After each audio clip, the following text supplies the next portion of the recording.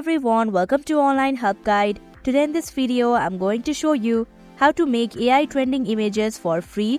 So without any further ado, let's get started. First of all, open up a web browser. Now in the search bar, type in Microsoft Image Creator. Click on the first link that you see. Here in the text box, you can type in what you'd like to create. Then tap on Join and Create option. Now click on the image to preview.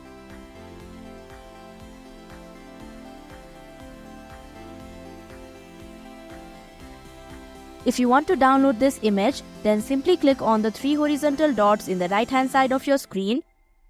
Then tap on Download option.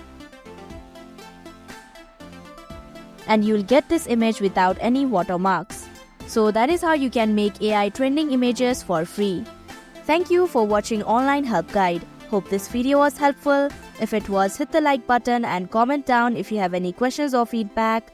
Also, if you are new to our channel, subscribe and hit the bell icon so that you don't miss our upcoming videos.